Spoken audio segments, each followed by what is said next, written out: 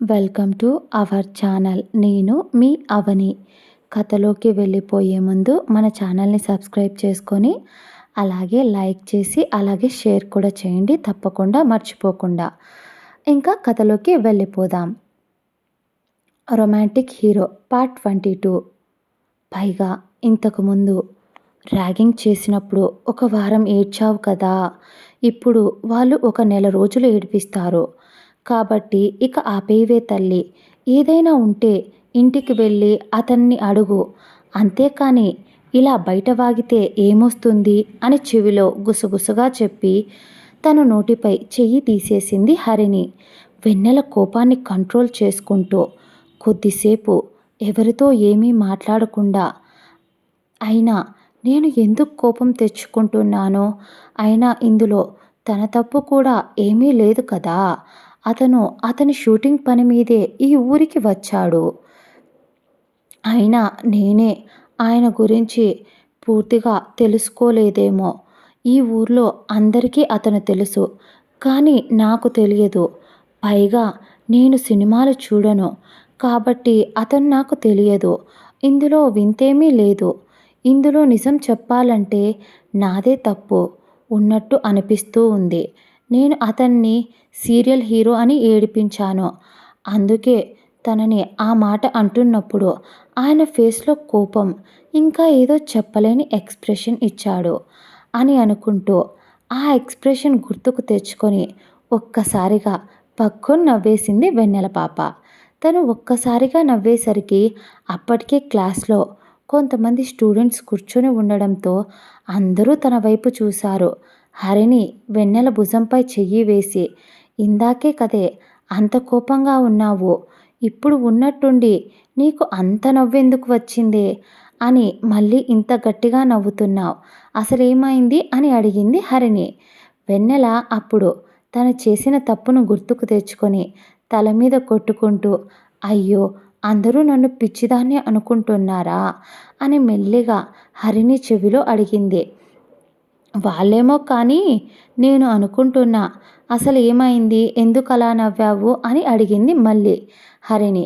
దాంతో వెన్నెల ఈసారి నవ్వుతూ, నేను ఇంట్లో తనని సీరియల్ హీరో అంటూ ఉన్నప్పుడు అతను చెప్పలేక తన మొహంలో ఎక్స్ప్రెషన్తో నన్ను బాగా తిట్టుకున్నాడే, ఆ ఎక్స్ప్రెషన్ ఇప్పుడు గుర్తొచ్చింది హరిణి, అందుకే నవ్వొచ్చేసింది అని మళ్ళీ నవ్వింది వెన్నెల. ఈసారి తల కొట్టుకోవడం హరిణి వంతయింది. అప్పుడే మానసారేఖ ఇద్దరూ వీళ్ళ వైపు పిచ్చి చూపులు చూస్తూ, ఒసేయ్ హాలిడేస్లో ఎక్కడికైనా వెళ్ళినప్పుడు ఏదైనా తొక్కకూడనిది తొక్కారా మీరిద్దరూ, అందుకే పిచ్చి పట్టిన వాళ్ళలా మాట్లాడుతూ ఉన్నారు, పిచ్చోళ్ళలా దిక్కులు చూస్తూ ఇద్దరే నోట్లో కొనుక్కుంటూ ఉన్నారు అని మానసారేఖ ఇద్దరు అనడంతో హరిణి వెన్నెల ఒకరి మొహాలు ఒకరు చూసుకుంటూ, అదేమీ లేదే అని వెన్నెల వీళ్ళకి రిషికి తన ఇంట్లో ఉన్న విషయం తెలియకపోవడమే మంచిది అని అనుకొని, ఏమీ లేదే ఇల్లు రీమోడలింగ్ చేయిస్తున్నాను, దాని గురించే మాట్లాడుకుంటున్నాం అని కవర్ చేసింది వెన్నెల. మానస, సర్లే ఇప్పుడు అయితే మాకు తోడుగారా, ఆ తర్వాత మీరు ఎంతసేపైనా మాట్లాడుకుందురో అని అంది మానస వెన్నెల వైపు అనుమానంగా. ఎక్కడికే అని అనుమానంగా అడిగింది వెన్నెల. హరిణికి సగం మ్యాటర్ అర్థమయ్యి సచ్చింది గొర్రె అని అనుకుంటూ వెన్నెలను, ఇప్పుడు దీనితో రిషి గారు ఒక ఆట ఆడుకుంటారు అని అనుకుంటూ నవ్వు వస్తున్న కంట్రోల్ చేసుకుంటుంది హరిణి. వెన్నెల హరిణి వైపు గుర్రుగా చూస్తూ మళ్ళీ మానస వైపు చూస్తూ, ఎక్కడికే అని అంది తడబడుతూ. అదేనే నా సూపర్ స్టార్ రిషి దగ్గరికి అని అంది ఆతృతగా. అంతే, ఆ మానస నోట్లో నుంచి రాగానే వెన్నెలకు పచ్చివెలక్కాయ ఇరుక్కున్న ఫీలింగ్ వచ్చింది. వెంటనే భయంగా హరిణి వైపు చూసింది వెన్నెల. హరిణి ఇంకా వెన్నెల ఏమీ మాట్లాడినా వాళ్ళు వెంటనే రిషి వెన్నెల ఇంట్లోనే ఉన్నట్టు తెలుస్తుందేమో అనే భయంతో హరిణి కల్పించుకొని, సరేలేవే ముందు మీరు పదండి, తరువాత అది వస్తుంది, నైట్ ఇంట్లో పనుల వల్ల సరిగ్గా నిద్రపోలేదు మేమిద్దరం, అందుకే కొంచెం అనీజీగా ఉంది, వాష్రూమ్కు వెళ్ళి ఫేస్ వాష్ చేసుకొని వస్తుంది అని చెప్పింది హరిణి. మానస డౌట్గా చూస్తూ, అవునే, ఇది ఫేస్ వాష్ చేసుకుంటే ఆ బ్లాక్ మేకప్ అంతా పోతుంది కదా అని అంటూ వెన్నెల దగ్గరగా వచ్చి, విన్ను, నువ్వు ఇంకా ఈ మేకప్ ఎందుకు వేసుకుంటున్నావు? నీకు ఆ దరిద్రం పోయింది కదా అని అంది మానస. రేఖ కూడా, అవును, అవును కదా, ఎందుకు వేసుకున్నావు అని అడిగారు. హరిణి, మానసకు, రేఖకు, హరినారాయణ కుటుంబానికి మాత్రమే ఈ విషయం తెలుసు. వెన్నెల, ఏం లేదే, ప్రతిదానికి ఒక సమయం సందర్భం ఉంటుంది, అలాగే దీనికి కూడా ఒక టైం ఉంటుంది. నేను నా నిజమైన స్నేహితుల్ని వెతుక్కుంటున్నా. మీకు నాకు బ్లాక్ మేకప్ గురించి తెలియకముందే మీరు నాకు బెస్ట్ ఫ్రెండ్స్ అయిపోయారు. కానీ మిగతా వాళ్ళు అలా కాదు కదా.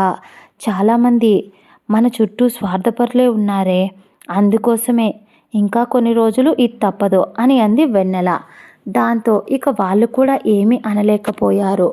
ఎందుకు అంటే తను ఒంటరిగా ఆడపిల్ల, పైగా ఒక్కటే ఇంట్లో ఉంటుంది. అందుకోసమని తన్ని మేకప్ తీయమని వాళ్ళు ఫోర్స్ చేయలేదు. హరిని కల్పించుకొని, మీరు భయపడిన అవసరం లేదు, వెన్నెల వాటర్ ప్రూఫ్ వేసుకుంది, దాంతో అది లైట్గా వాటర్ చల్లుకున్నా ఏమీ కాదు, ఎక్కువ వర్షం పడితే మాత్రమే అది పోతుంది అని అంది హరిణి. దాంతో వాళ్ళు కూల్ అయ్యి, సరేనే, మేం బయట ఉంటాం, నువ్వు త్వరగా రా అని అంది మానస. ఇదండి ఇవాల్టి ఎపిసోడ్. నా స్టోరీ మీకు నచ్చితే షేర్ చేసి నా వీడియోని లైక్ ఇచ్చి అలాగే తప్పకుండా సబ్స్క్రైబ్ కూడా చేసుకోండి. మళ్ళీ నెక్స్ట్ ఎపిసోడ్లో కలుద్దాం. సారీ, నిన్న అప్డేట్ ఇవ్వలేకపోయాను. నిన్న హాలిడే కాబట్టి పిల్లలు ఇంటి దగ్గరే ఉన్నారు. సారీ, మళ్ళీ నెక్స్ట్ ఎపిసోడ్లో పెడతాను.